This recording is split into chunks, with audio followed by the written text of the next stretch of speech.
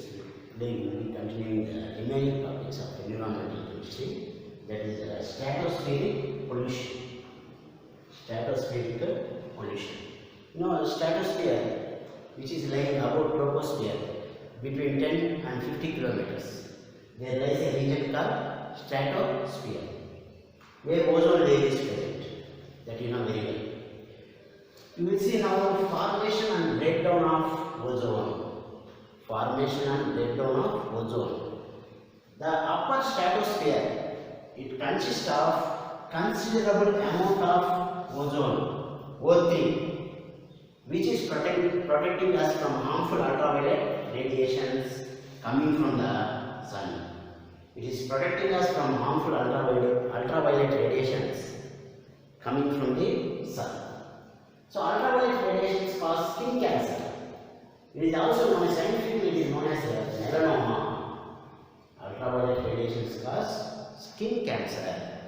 It has a drastic effect on both plants as well as animals when we speak with respect to human beings. It causes skin cancer, also known as melanoma. So we need to protect this ozone layer, because if ozone layer is depleted, we face the severe consequences. Ozone in the stratosphere, it is a product of ultraviolet radiations acting on dioxide molecules. So how is this ozone formed here? By the action of ultraviolet radiation on oxygen molecules, ozone layer is formed. Ozone is formed. Not ozone layer, ozone is formed. How is this possible here? The ultraviolet radiations split apart molecular oxygen into free oxygen atom. So we will be discussing how is ozone layer or how is ozone formed. Ultraviolet radiations coming from the sun split the oxygen molecule O2, act on oxygen molecule, split it into oxygen atoms. Single oxygen atom, it is an oxygen atom.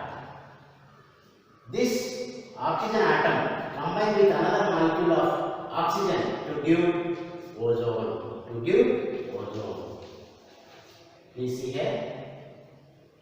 Oxygen molecule is acted upon, or ultraviolet radiations act on oxygen molecule. Split this oxygen molecule into two oxygen atoms. There you can see very clearly. One oxygen atom, another oxygen atom. This oxygen atom further combines with another molecule of oxygen to give ozone. Here you can see the formation of ozone and breakdown of ozone. If you see in the forward reaction, ozone is formed. In the backward reaction, again ozone is depleted into oxygen molecule and oxygen atom. So that's why ozone is thermodynamically unstable and decomposes to molecular oxygen. See here, it is very unstable. It decomposes to molecular oxygen and oxygen atom. Thus, a dynamic equilibrium exists between the production and decomposition of ozone molecule. There exists a dynamic equilibrium. This is shown by double-headed arrow marks. It means that the reaction is reversible. There is equilibrium between the ozone formation and decomposition of ozone. Which is shown by double-headed arrow marks. You see here, the formation of ozone, the breakdown of ozone. It is there is a dynamic equilibrium between the production and decomposition of ozone molecule. Please take a screenshot. We will be discussing our ozone layer. The depletion of ozone layer is due to the presence of certain chemical substances in the stratosphere. What are these chemicals? These chemicals are nothing but the main reason of ozone layer depletion is believed to be the release of chlorofluorocarbons. They are also known as freons.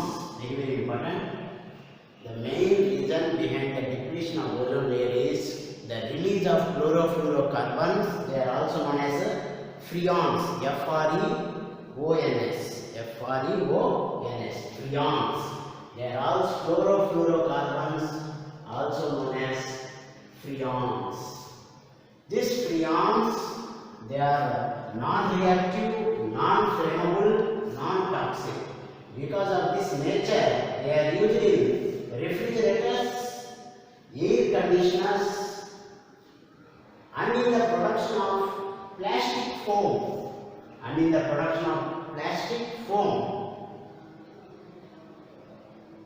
And by the electronic industry for cleaning computer parts. They are used, these freons are used in refrigerators and in conditioners, and also they are used in the production of plastic foam. Okay.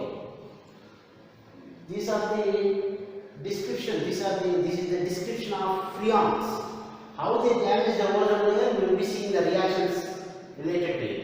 Once chlorofluorocarbons are released into the atmosphere, they mix with atmospheric gases and they reach the stratosphere.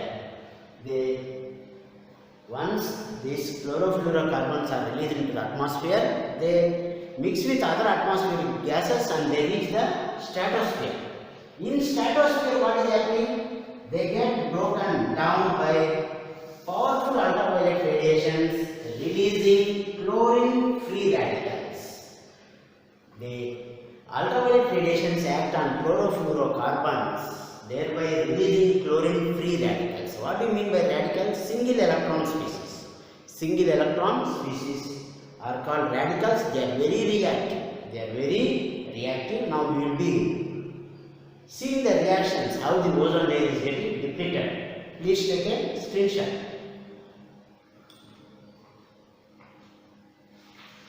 Depletion of ozone layer, you already know chlorofluorocarbons, also known as freons, are mainly responsible for the depletion of ozone layer.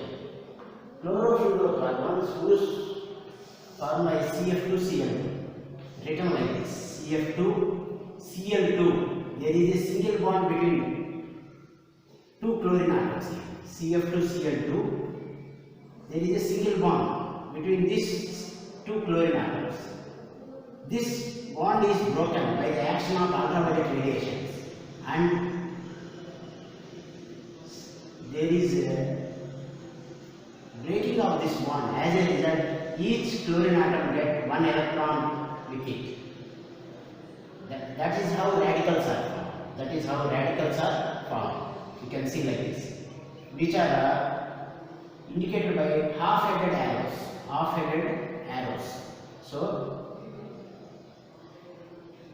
by the action of ultraviolet radiations, each fluorine atom gets one electron. Such a cleavage is called as a homolytic cleavage.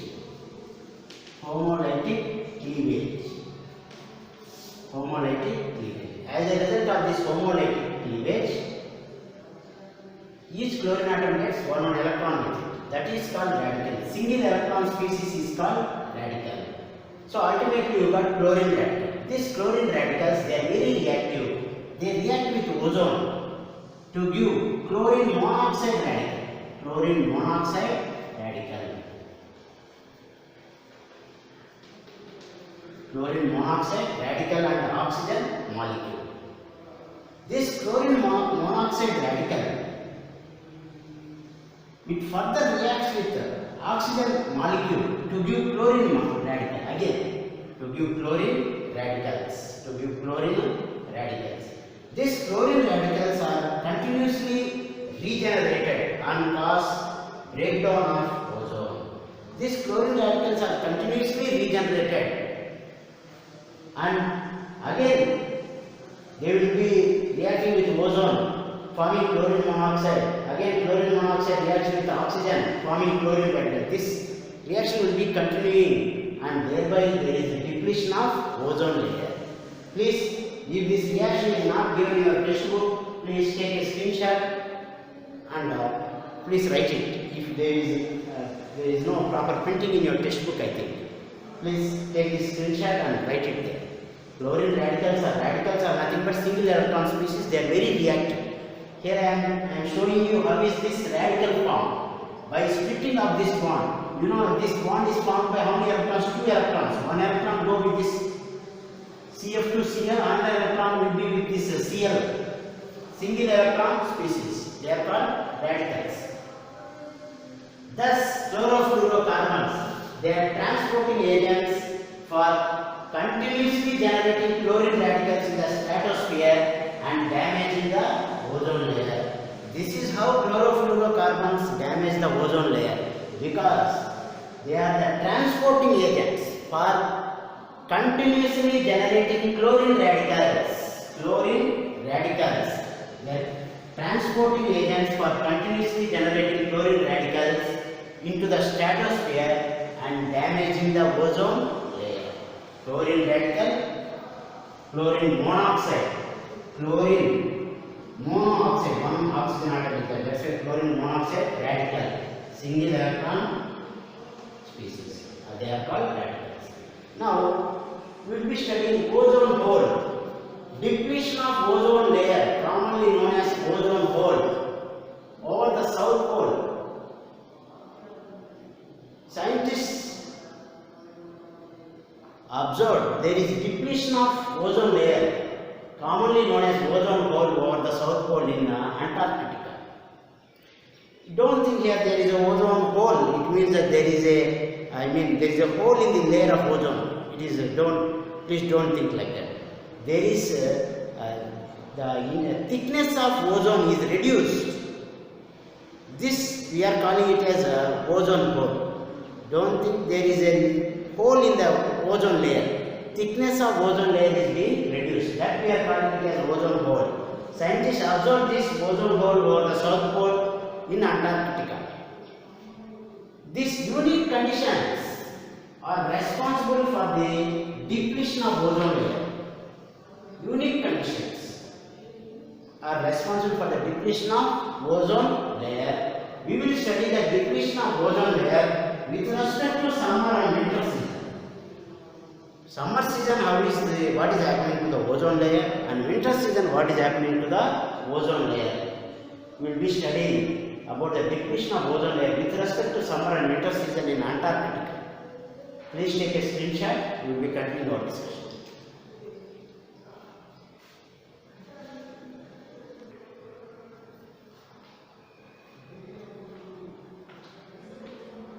Depletion of ozone layer with respect to summer, winter and spring. In summer season, nitrogen dioxide reacts with chlorine monoxide radicals, and also methane reacts with chlorine radical or chlorine atom, thus forming chlorine sinks, preventing much ozone depletion. Please remember here, nitrogen dioxide and methane prevents ozone layer depletion. They absorb these chlorine radicals and convert them into chlorine nitrate and hydrochloric acid. So when this chlorine monoxide radical and chlorine radical are reacting with chlorine monoxide radical reacting with nitrogen dioxide, you are getting chlorine nitrate. When chlorine radical or chlorine atom reacting with methane, you are getting methyl radical hydrochloric acid. You can see in these two reactions, there is no generation of chlorine radicals. They act as a sink for chlorine radicals, thereby preventing much ozone depletion. So what are the chemical compounds that prevent ozone depletion? Nitrogen dioxide and methane. They absorb these chlorine radicals and prevent much ozone layer depletion. And you know, oceans are the sinks of carbon dioxide. Excess carbon dioxide get dissolved in seawater and gets converted to carbonates and bicarbonates. Likewise, chlorine monoxide radical reacts with nitrogen dioxide, gets converted to chlorine nitrate. Chlorine radical or chlorine atom, you can also call chlorine radical or chlorine atom, reacts with methane to give methyl radical plus hydrochloric acid. Hydrochloric acid. But in winter, what is happening? In winter season, a special type of clouds called polar stratospheric clouds are formed over Antarctica. In winter season, one type of cloud is formed that is called as polar stratospheric clouds. These polar stratospheric clouds, they provide a surface where this chlorine nitrate is hydrolyzed. That it reacts with water, it is hydrolyzed to give hypochlorous acid. HOCl is what now? Hypochlorous acid. Hypochlorous acid. HNO3 you already know, nitric acid. This chlorine nitrate further reacts with hydrochloric acid to give chlorine molecule and nitric acid. Chlorine molecule and nitric acid. So in winter season, the chlorine nitrate that is formed reacts is hydrolyzed. That is reacts with water to give hypochlorous acid and nitric acid. And it also reacts with the hydrochloric acid formed here to give chlorine molecule and nitric acid. This is how this nitrogen dioxide and methane, they act as a sink for chlorine radicals, preventing much ozone layer depletion. Very, very important. Methane and nitrogen dioxide prevents ozone layer depletion by absorbing or by reacting with chlorine radicals and chlorine monoxide radicals, converting them into chlorine nitrate as well as methyl and hydrochloric acid. But during spring what happens? When sunlight returns to the Antarctica in the spring, this is very important. When sunlight returns to the Antarctica in spring, the sun's warmth, that is the heat of the sun, breaks up the clouds and hypochlorous acid, that is here, hypochlorous acid and Cl2, they are photolyzed by the action of sunlight. By the action of sunlight, they are converted to hydroxide radical. OH radical is nothing but hydroxide radical and chlorine radical. These chlorine radicals are again now generated. Further it reacts with another, it is again reacting with ozone, again generating chlorine radical. This is how ozone layer is getting depleted. And again you can see the final reaction. Chlorine molecule is acted upon by the action of sunlight or acted by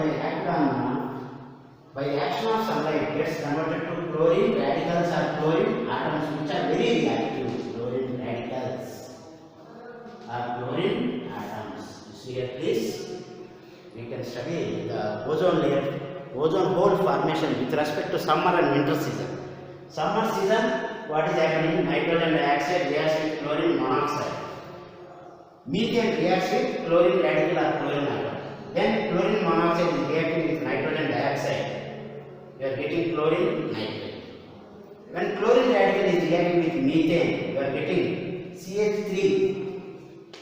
CH3, that is a similar methyl radical it is. Methyl radical plus hydrochloric acid. And during winter season, a special types of cloud that is called polar stratospheric clouds are formed over Antarctica. They provide the necessary surface where chlorine nitrate are hydrolyzed to hypochlorous acid and nitric acid. This chlorine nitrate further reacts with hydrochloric acid to give chlorine molecule Cl2. Chlorine and nitric acid. When sunlight returns to the Antarctica in the spring, the sun's warmth or the heat of the sun breaks up the clouds and hypochlorous acid and Cl2 they are photolyzed by sunlight. By the action of sunlight, hypochlorous acid and chlorine, they are further converted to chlorine radicals. So you can see that those two reactions. Please take a screenshot when we continue our discussion.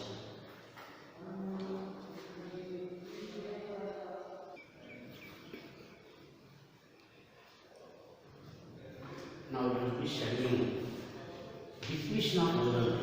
How is ozone layer? We studied about depletion of ozone layer. We also studied about ozone hole. Now we will be studying effects of depletion of the ozone layer. With the depletion of ozone layer, more ultraviolet radiations reach the troposphere where we are living. Ultraviolet radiations, what are the harmful effects of ultraviolet radiations on human beings mainly? Aging of skin, where skin develops folds. Cataract, it is related to eye. Sunburn, skin cancer mainly nowadays and melanoma. Killing of many microscopic plants, phytoplanktons. Damage to fish productivity. Plant proteins, they are also affected by ultraviolet radiations, leading to harmful mutations. Sudden change in the DNA is nothing but mutation. Sudden changes occur in proteins, plant proteins. It increases the evaporation of surface water through the stomata of the leaves. Excess of water from the plants escape through the stomata, which is present in upper and lower side of the leaves, and decrease the moisture content of the soil. Very important. It decreases when excess of water gets evaporated by stomata, the moisture content of the soil is reduced or decreased. It damages paints and fibers and causing them to fade faster. The clots or the color on the fiber or the paints, it is causing damage to both paints and fibers, causing them to fade fast. They lose their normal appearance, they lose their bright appearance, and they get faded. Those are the effects of depletion of the ozone layer. We studied about stratospheric pollution. How is ozone formed? Later we studied how is ozone layer getting depleted, and we also studied about ozone hole. We also studied about effects of depletion of the ozone layer. Please take a screenshot. We will be continuing on this.